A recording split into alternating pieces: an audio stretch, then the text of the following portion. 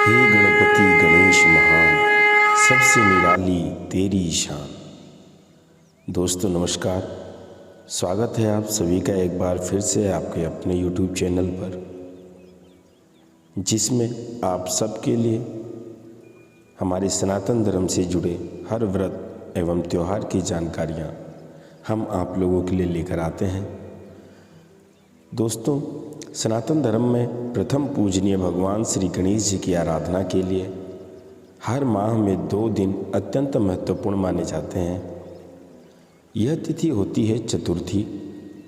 सभी चतुर्थी तिथियों में पौष माह के कृष्ण पक्ष में पड़ने वाली अखुरत संकष्टी चतुर्थी अति विशेष मानी जाती है। ऐसी मान्यता है कि इस दिन भगवान गणेश की पूजा अर्चना करने से भक्तों की समस्त मनोकामनाएं पूर्ण होती हैं। लंबोदर संकष्टी चतुर्थी 29 जनवरी 2024 सोमवार को माघ महीने के कृष्ण पक्ष की चतुर्थी को पड़ेगी। इसका जो प्रारंभ है 29 जनवरी सोमवार को जो भी मेरी माताएं बहनें व्रत रखना चाहती हैं, सकट चौथ की पूजा करना चाहती हैं, वो विशेष ध्यान देंगी।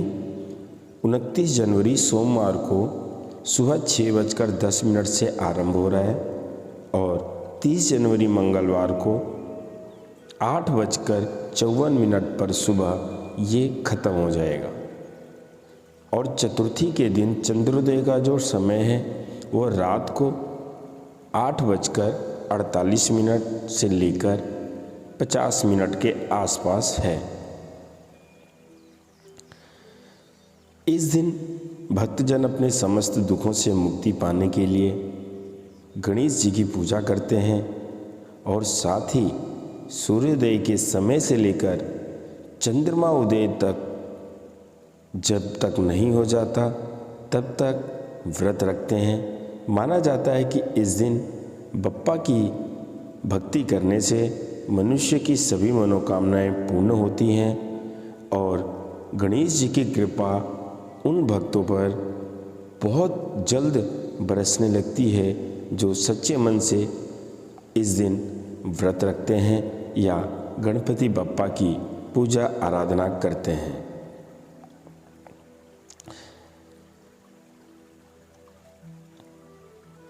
उनतीस जनवरी 2024 को सकट चौथ का व्रत किया जाएगा। इस दिन गणेश भगवान की पूजा होती है। पूरा दिन व्रत रखकर रात में चंद्रमा को अर्घ्य देकर यह व्रत खोला जाता है।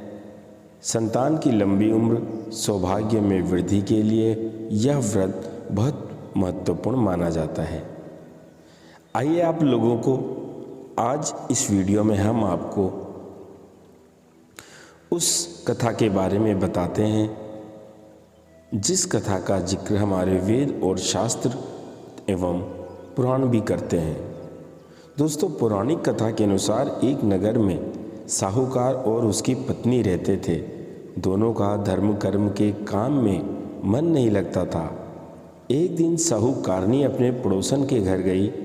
पड़ोसन को सकट चौथ की पूजा कर उसने इस व्रत का महत्व पूछा।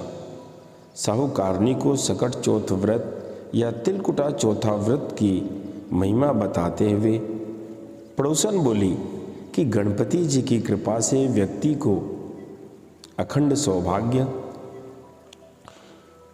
पुत्र, धन धान्य, बुद्धि, रिद्धि सिद्धि सब कुछ प्राप्त होता है। साहूकारनी ने व्रत का लाभ जानकर सकट चौथ व्रत करने का संकल्प लिया। साहूकारनी ने कहा कि माँ बनती है तो सकट चौथ व्रत करेगी और गणेश जी को 1.25 सेर तिलकुट चढ़ाएगी। गणेश जी की कृपा से वह गर्भवती हो गई। अब साहूकारनी की लालच और बढ़ गई। उसने कहा कि उसे बेटा हुआ तो 2.5 सेर तिलकुट करेगी। साहूकारनी को एक सुयोग्य पुत्र की प्राप्ति हुई, लेकिन उसकी इच्छा न रुकी, उसकी लालसा और बढ़ गई। अब वह बोली कि अगर उसके बेटे का विवाह हो जाता है तो वह 5.25 सेर तिलकुट करेगी। गजानन के वरदान से उसका विवाह भी हो गया, लेकिन तब भी उसने व्रत नहीं किया। साहूकारनी के बेटे का विवाह तय हो गया। लोभी साहूकारनी को सबक सिखाने के लिए गणपति जी ने अपनी माया से शादी वाले दिन उसके बेटे को गायब कर दूर कहीं जंगल में पहुंचा दिया। माता पिता और सभी वर्ग के गुम हो जाने पर चिंतित होने लगे। विवाह टल गया। एक दिन साहूकारनी की होने वाली बहू सखियों संग जंगल में दुर्वा लेने गई हुई थी। उसे देखकर साहूकारनी के बेटे ने आवाज़ भी दी, लेकिन वह सभी डर के वहाँ से चली गई और इस घटना के बारे में अपनी माँ को बताया। गांव वालों और साहूकारनी के समधियों ने वहाँ जाकर देखा तो उनका दामाद घने जंगल में एक पेड़ पर बैठा हुआ था। उसने अपने सभी को अपनी माँ की गलती बताई और कहा कि माँ ने सकट चौथ व्रत करने का वचन दिया था, लेकिन उसे पूरा नहीं किया, जिसके कारण सकट देव क्रोधित हो उठे। साहूकारनी को जब यह बात पता चली तो उसे अपनी गलती का एहसास हुआ और उसने गणपति जी से क्षमा याचना कर सकट चौथ का व्रत और तिलकुट किया। गणेश जी ने साहूकारनी को माफ़ कर दिया और उसका बेटा भी सही सलामत घर आ गया। कहते हैं कि सकट चौथ के व्रत के प्रभाव से संतान पर कभी कोई आँच नहीं आती, बच्चे को लंबी उम्र का वरदान मिलता है। दोस्तों, आप सभी को इस त्योहार की बहुत बहुत शुभकामनाएं। हम गणपति बप्पा से प्रार्थना करते हैं कि जो भी माताएं बहनें यह व्रत रख रही हैं, सच्चे मन से उस गोरा के लाल गणपति जी का ध्यान करें, संकल्प लें, उनके नाम का जाप करें, यह कथा पढ़ें, पढ़ाएं, लोगों को सुनाएं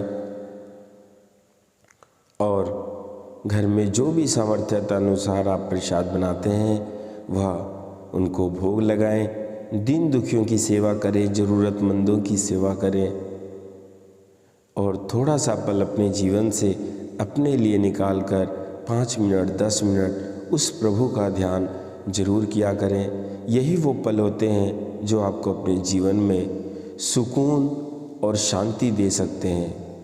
तो आइए मिलते हैं जल्द अगली वीडियो में एक और नई इन्फॉर्मेटिव वीडियोस के साथ। तब तक आप सभी अपना ख्याल रखें। जय श्री राम, जय साईं राम, जय हिंद, जय भारत।